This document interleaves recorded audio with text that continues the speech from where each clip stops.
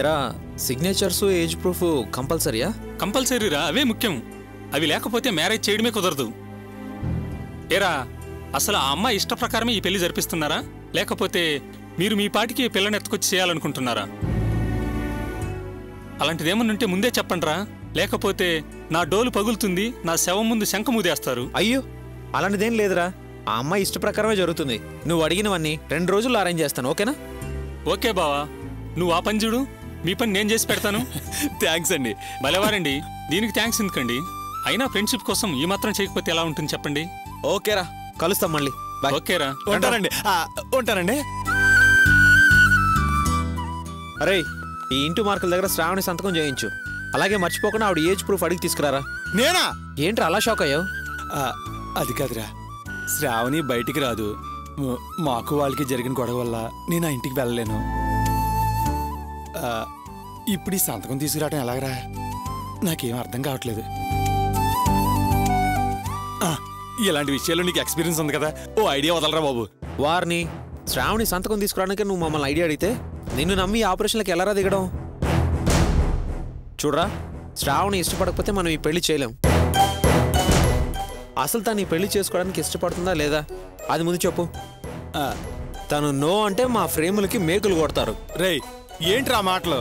నిన్ను నేను ఇంటికి తీసుకెళ్లి మరీ శ్రావణితో మాట్లాడాను, నువ్వు విన్నావు కూడా. అయినా నీకు నమ్మకం కలగట్లేదురా? నువ్వు చెప్పేది నిజమేరా, నమ్మబట్టే కదా ఈ అరేంజ్మెంట్స్ అన్ని చేసేది. సర్లే కానీ శ్రావణి సంతకం లావణ్యతో చేయిద్దాం. అది శ్రావణి సంతకమా కాదని ఎవరా వెరిఫై చేసేది? అలాగే ఏజ్ ప్రూఫ్ కూడా దాన్ని ఏదో ఒక ఐడియా ఇమ్మని అడుగుదాం. కరెక్ట్ రా, లావణ్య అడిగితే సరిపోద్ది. అవునరా, మనం ఇలా చేస్తున్నామన్న అమ్మాయికి ఎవరా చెప్పేది? రేయ్, ఆ విషయం నాకు వదిలేండి రా, నేను ఎలాగోలా ఇన్ఫార్మ్ చేసి కన్విన్స్ చేస్తాను. మీరేం వరీ అవ్వకండి. రేయ్, నువ్వు చెప్పినట్టు శ్రావణి సంతకం లావణ్యతో పెట్టించి అప్లికేషన్ ఇచ్చి మేనేజ్ చేద్దాం. రేయ్, వీడి వాలకం చూస్తుంటే మనకి బురుటి కొట్టించి చివరికి పూర ఊదిచేలా ఉన్నాడు. అందుకే ముందు వీడిని శ్రావణ్ దగ్గర తీసుకెళ్లి జెన్యూన్ గా సంతకం చేయించాలి. అప్పుడే నెక్స్ట్ స్టెప్ కి ప్రొసీడ్ అవుదాం. వీడి విషయంలో అదే కరెక్ట్, లేకపోతే మనం అంతా బుక్ అయిపోతాం. మాట్లాడితే ఏడుస్తావేంట్రా? అరే, శ్రావణిని పెళ్లి చేసుకోవాలనే ఉద్దేశంలో వీడికి ఎలాంటి డౌట్ లేదురా. వీడు చెప్పినట్టు ఇప్పుడున్న సిచ్యువేషన్ లో శ్రావణి సంతకం తీసుకోవడం కాస్త కష్టమే.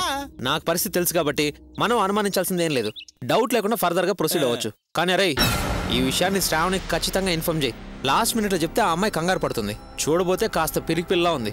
అర్థమవుతుందా? నువ్వు ఆ పనిలో ఉండు. అలాగేరా, నేను సిన్సియర్ గా ఆ పని మీదే ఉంటాను. అరే నరేష్, నీ మాట నమ్మి మేమంతా రిసీవ్ చేస్తున్నాం. ఏదైనా తేడా జరిగిందో మనందరి అడ్రస్లు గల్లంతవుతాయి, జాగ్రత్త. ఏం కాదురా, నేను ఉన్నాను కదా, పదండి. నువ్వు ఉన్నావనేరా మా టెన్షన్. పదా పదా.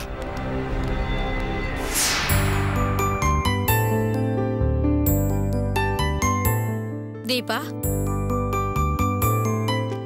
మేడం, మేడం రండి మేడం, ఒక్క నిమిషం. సరే అమ్మా, కూర్చోండి మేడం. ఎలా ఉన్నావు దీపా? బాగున్నాను మేడం, మీరెలా ఉన్నారు? నేను బాగున్నానమ్మా. మేడం, కాఫీ, టీ అలాంటివేం వద్దమ్మా. ఫర్దర్ గా ఏం చేయాలనుకుంటున్నావు? నర్సింగ్ కోర్స్ చేద్దాం అనుకుంటున్నాను మేడం. ఆ అప్లికేషన్ ఫిల్అప్ చేస్తున్నాను. నర్సింగ్ కోర్సులో మంచి ఫ్యూచర్ ఉంటుందమ్మా. దాంట్లో జాబ్ సాటిస్ఫాక్షన్ కూడా ఉంటుంది. అందుకేనమ్మా శ్రావణి ఇంజనీరింగ్ చదవటానికి గవర్నమెంట్ పర్మిషన్ కూడా సంపాదించాను. ఈ విషయం శ్రావణి వాళ్ళింటికి వెళ్ళి చెప్తే వాళ్ళు ఏం చేస్తారో నాకు తెలుసు. పోయినసారి కార్పొరేషన్ ద్వారా ఫ్రీ సీట్ సంపాదించి వాళ్ళ పిన్ని నాన్నకు చెప్తే వాళ్ళు శ్రావణికి చెప్పకుండా దాచారు. ఈరోజు మళ్ళీ వెళ్ళి చెప్పినా వాళ్ళదే పని చేస్తారు. అందుకే ఈ లెటర్ నీకిచ్చి వెళ్దామని వచ్చాను. ఇది నీ దగ్గర పెట్టుకుని ఎలా శ్రావణికి చేర్చగలవో అలా చేర్చు. శ్రావణి 63,000 కడితే చాలు. శ్రావణి తనకున్న ఇంట్రెస్ట్తో ఎలాగైనా ఇంజనీరింగ్ పూర్తి చేయగలదు. ఆ తర్వాత తన జీవితం బాగుంటుంది. పాపం ఫ్రీగా వచ్చిన అవకాశాన్ని వినియోగించుకోలేకపోయానని శ్రావణి మా ఇంటికొచ్చి ఏడ్చిందమ్మా. అందుకే చాలా కష్టపడి గవర్నమెంట్ అలాట్మెంట్ సాధించాను. ఎలాగో అలాగా తన్ని ఇంజనీరింగ్లో చేరమని చెప్పమ్మా. చాలా థ్యాంక్స్ మేడం. శ్రావణి కోసం మీరు చాలా రిస్క్ తీసుకున్నారు. ఈ విషయం తెలిస్తే శ్రావణి ఎంతో సంతోషిస్తుంది. ఈ విషయం ఎలాగైనా శ్రావణికి తెలియజేయమ్మా. ఆ పని నీ వల్లే అవుతుంది. అందుకే నిన్ను వెతుక్కుంటూ వచ్చాను. నా స్టూడెంట్స్ అంతా బాగా చదివి మంచి పొజిషన్లో ఉంటే నాకు తృప్తిగా గౌరవంగా ఉంటుంది. నువ్వు నర్స్ ట్రైనింగ్లో ఎలాగూ చేరాలనుకుంటున్నావు. ఏదో జీతం కోసం అనుకుంటే అది ఉద్యోగం మాత్రమే. రోగుల బాగు కోరితే నిన్ను తల్లిలా గౌరవిస్తారమ్మా. అలాగే టీచర్ కూడా స్టూడెంట్స్ బాగుండాలని కోరుకోవటమే వృత్తి ధర్మమమ్మా. సరే, నేను వెళ్ళొస్తాను దీపా. మంచిది మేడం. నమస్కారం అండి. నమస్కారం అండి. బాగున్నారా? బాగున్నానండి. దీప కోసం వచ్చారా? లేదండి, శ్రావణి ఇంజనీరింగ్ చదవటానికి గవర్నమెంట్ సీటు అలాట్ చేయించాను. ఆ లెటర్ దీపకిచ్చి వెళ్దామని వచ్చాను. అది దీనికి ఇవ్వడం ఎందుకు? వాళ్ళింట్లోనే ఇవ్వచ్చు కదా. ఇంతకుముందు శ్రావణికి ఫ్రీ సీట్ వచ్చినప్పుడు మేడం వాళ్ళ ఇంటికి వెళ్ళి ఇచ్చారు. కానీ శ్రావణి వాళ్ళ పిన్ని నాన్న ఆ విషయం దాచి దానికి ద్రోహం చేశారమ్మా. ఆ విషయం వాళ్ళు శ్రావణికి చెప్పుంటే ఈ పాటికి తను ఇంజనీరింగ్లో చేరుండేది. పోయినసార్లా మిస్ కాకూడదనే మీ అమ్మాయిని కలిసి లెటర్ ఇవ్వటానికి వచ్చాను. చూడండి, అది దీనికిచ్చి ఏం ప్రయోజనం? దాని విషయంలో తలదూర్చడం వల్ల మేం చాలా కష్టాలు పడాల్సి వచ్చింది. మా వారు జైలుకు కూడా వెళ్లాల్సి వచ్చింది. ఇది పోలీస్ స్టేషన్కి వెళ్లి కూర్చొనొచ్చింది. మేం పడ్డ ఇబ్బందులు కష్టాలు చాలు. మళ్ళీ ఆ రొంపిలోకి మమ్మల్ని దింపకండి. వాళ్ళ కుటుంబ సమస్యల్ని మా సమస్యలుగా మార్చకండి. అది కాదమ్మా, ఇది శ్రావణి చదువు విషయం. ఆ అమ్మాయి భవిష్యత్తుకు సంబంధించింది. మీరు శ్రావణి చదువు కోసం, ఆమె మంచి కోసం సాయం చేయడం తప్పు కాదు. కానీ దాని బాధ్యత నా కూతురి మీద వేయకండి. దాన్ని వాళ్ళ ఇంట్లో వాళ్లే పట్టించుకున్నప్పుడు మాకు అవసరమేంటి? మాకున్న సమస్యలు మాకున్నాయి. అనవసరమైన విషయాలు దీని నెత్తి మీద వేయకండి.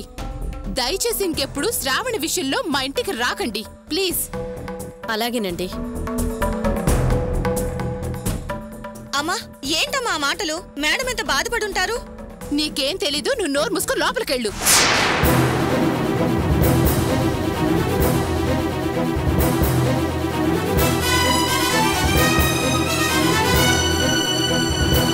నువ్వు రమ్మన్నావని గీత ఫోన్ చేసింది. ఎందుకు రమ్మన్నావు?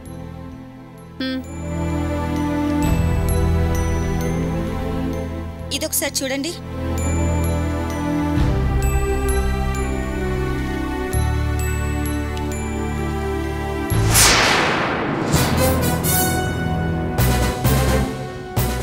శ్రావణి పెళ్లి శుభలేఖల దాకా వచ్చింది. ఆ విషయం అటుంచితే మరో ముఖ్యమైన విషయం మీతో మాట్లాడదామని మిమ్మల్ని ఇక్కడికి రమ్మన్నాను. మా కాలేజీ ప్రిన్సిపల్ గారు మా ఇంటికి వచ్చారు. శ్రావణి చదువుకోవాలనే కోరిక ఆవిడికి తెలుసు కాబట్టి, గతంలో వచ్చిన అవకాశం చేజారిపోయింది కాబట్టి వారు మళ్ళీ ఏదో విధంగా ట్రై చేసి అది గవర్నమెంట్ ఫీజు మాత్రమే కట్టి చదువుకునే ఏర్పాటు చేశారు. అలాగా? మరి ఈ విషయం శ్రావణి ఇంట్లో తెలిసిందా? ఏం తెలిసినా వాళ్ళు శ్రావణి గురించి పట్టించుకునే రకాలే కాదు. దానికి పెళ్లి చేసి లాభం పొందాలని చూసే మనుషులు. మా ప్రిన్సిపల్ గారు వాళ్ళ ఇంటికి వెళ్లి వాళ్ళు ఈ విషయం సీరియస్ గా తీసుకోరని గ్రహించి వాళ్ళ మీద నమ్మకం లేక మా ఇంటికి వచ్చి నాకు ఈ విషయం చెప్పి ఇదిగో ఈ లెటర్ ఇచ్చి వెళ్లారు. మనం ఎలాగైనా శ్రావణి చదువుకునేలా చేయాలి లావణ్య. దానికోసం నేనెన్నో ప్రయత్నాలు చేసి ఓడిపోయాను. ఇప్పుడున్న పరిస్థితుల్లో మీ అన్నయ్య ఒక్కడు మాత్రమే అది చదువుకోవడానికి సహాయం చేయగలడు. అందుకే ఈ విషయం నీతో మాట్లాడదామని నేను ఇక్కడికి రమ్మన్నాను. శ్రావణి కాలేజ్లో చేరటానికి లాస్ట్ డేట్ ఏంటి? దాని పెళ్లి ఏ రోజు నిశ్చయమైందో అదే 15వ తారీఖు. అది కాలేజీలో డబ్బు కట్టడానికి లాస్ట్ డేట్. శ్రావణికి మా కాలేజ్ ప్రిన్సిపల్ గారి ప్రయత్నం వల్ల గవర్నమెంట్ కోటాలో సీట్ అలాట్ అయింది. అది కేవలం 60,000 కడితే చాలు, 50% రాయితీ. అయినా అంత డబ్బు మేమెవరం సర్దుబాటు చేయలేం. మీ అన్నయ్య ఇంట్రెస్ట్ చూపిస్తే బ్యాంక్ లోన్ అరేంజ్ చేసి ఆ డబ్బు కట్టచ్చు.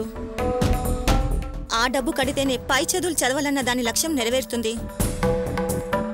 దానికి సీటు దొరికితే చాలు, ఎంత కష్టపడైనా ఎన్ని సమస్యలు ఎదురైనా అది పోరాడి చదువుకోగలదు. దాని కల నిజం చేసుకోగలదు. దాని భవిష్యత్తు బాగుపడుతుంది. ఇవి తన mark list, rank card xerox. లోన్కు ఉపయోగపడుతుందేమో అని తీసుకొచ్చాను. మీ అన్నయ్య అన్నట్టు దాని పెళ్లి ఆపడం కన్నా అది చదువుకోవడమే ఇప్పుడు ముఖ్యమని మాకనిపిస్తుంది. కేవలం పెళ్లి ఆపినంత మాత్రాన దాని బ్రతుక్కి దారి చూపించిన వాళ్ళం అవలేం. చదువు ఒకటే దాని జీవితాన్ని కాపాడగలదు. అది కాలేజీలో చేరగలిగితే చాలు, ఇంకా అది ఎలాగైనా చదువుకోగలదు. అవసరమైతే ఖర్చులకి పార్ట్ టైం జాబ్ అయినా చేస్తుంది. తనను తాను రక్షించుకోగలదు. నువ్వు చెప్పేది కరెక్టే దీపా. ఈ విషయం నేను మా అన్నయ్యతో మాట్లాడి తను చదువుకునే ఏర్పాటు చేయమని చెప్తాను. మీరు ధైర్యంగా ఉండండి, సరేనా? థ్యాంక్స్ లావణ్య. మరి నేను బయలుదేరుతాను. లావణ్య, నేను డ్రాప్ చేయనా? పర్వాలేదు, నేను బస్లో వెళ్తాను. సరే.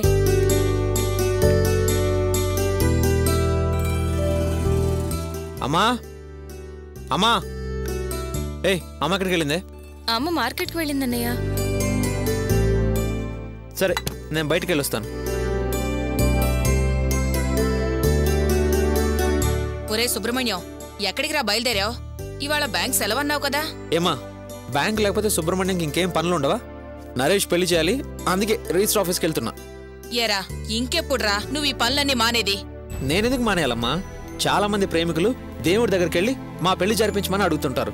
ఆయన తన కళ్ళ ముందే వాళ్ళ పెళ్లిళ్ళు చేసి పంపిస్తాడు. అలాగే నన్ను మేము ప్రేమించుకున్నాం, మా పెళ్లిళ్ళు జరిపించాలని నా దగ్గరకు వచ్చిన వాళ్ళకే జరిపిస్తున్నాను. అది తప్పేం కాదు కదా, పుణ్యమే కదమ్మా. అవునవును, పుణ్యం మూట కట్టుకోవడానికి మంచి మార్గమే ఆలోచించావురా. ఒరేయ్ ఇప్పటి వరకు నువ్వు చేసింది చాలు, ఇంకాపడం మంచిది. ఒరేయ్ నువ్విప్పుడు కోటీశ్వరుడి కల్లుడు కాబోతున్నావురా. కాస్త ఆలోచించి ప్రవర్తించడం మంచిది. గొప్పింటి అల్లుడైతే ఇలా ఫ్రెండ్స్కి సాయం చేయకూడదని రూల్ ఏమైనా ఉందా ఏంటి? ఒరేయ్ రూల్స్ కాదురా, బియ్యాల వారికి ఒక హోదా ఉంది. ఆయనకంటూ ప్రత్యేక గౌరవ ప్రతిష్టలున్నాయి. వాటికి తగ్గట్టు అల్లుడు కూడా అలాగే ఉండాలనుకుంటారు కదా, అది తప్పటావా? దానికి నన్నేం చేయమంటావమ్మా? అయినా ఆయన ఉండేది బెంగళూరులో, ఆయనకి ఇక్కడ విషయాలు ఎలా తెలుస్తాయి? ఎలా తెలిసాయో ఏమో నాకేం తెలుసురా. ఆయన మన పుష్పని అడిగారట, అందుకే నేను నిన్ను అడుగుతున్నాను. ఓహో, అంటే మనం అంటే గిట్టని వాళ్ళు ఎవరో ఆయనకి అక్కడ ఎక్కిస్తున్నారనమాట.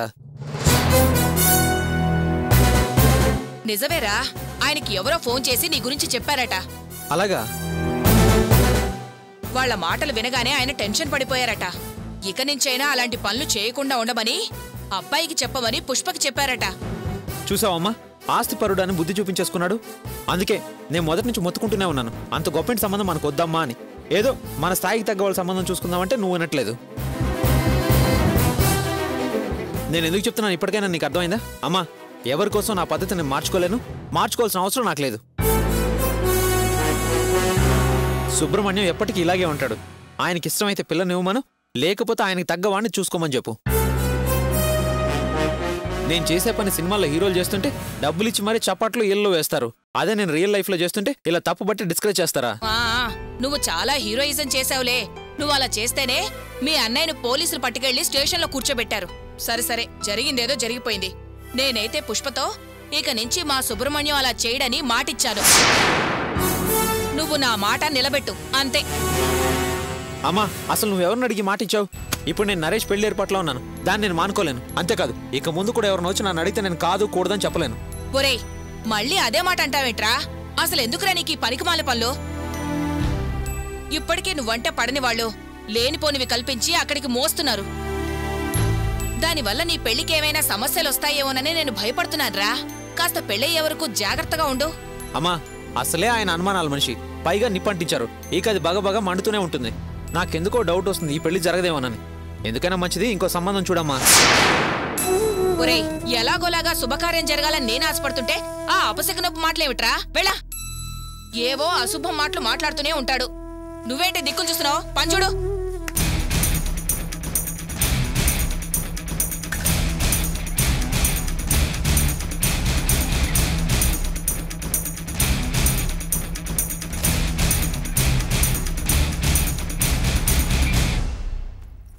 ఏంటన్నయ్య వెతుకుతున్నావు?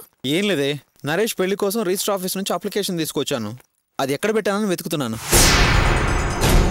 అది సరే, వాళ్ళకి ఫోన్ చేసి నీ గురించి తప్పుగా ఎవరు చెప్పుంటారు? నాకు నీ మీదే డౌట్. ఏంటి తమాషాగా ఉందా?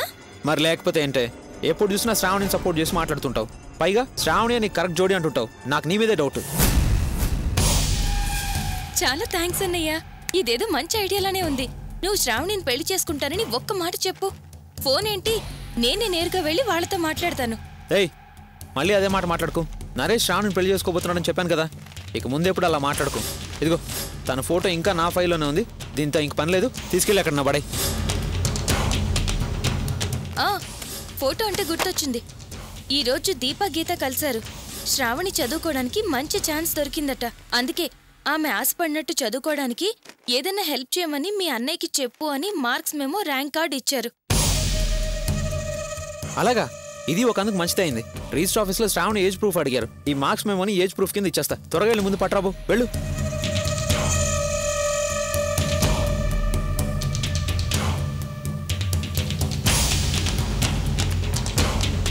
అనయ్య, wedding card, marks memo, rank card. Wedding card.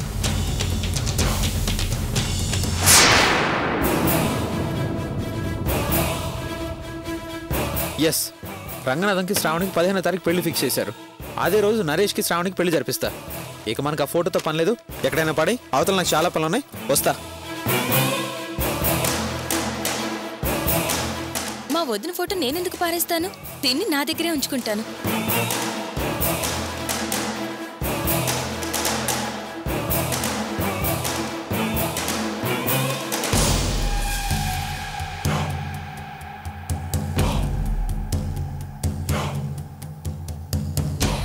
నువ్వు నాకు వదినగా రావాలని నేను ఆశపడ్డాను, కానీ అది జరిగేటట్టు లేదు. కనీసం నీ ఫోటోనైనా నేను ఉంచుకుంటాను. లావణ్య, వస్తున్నానమ్మా.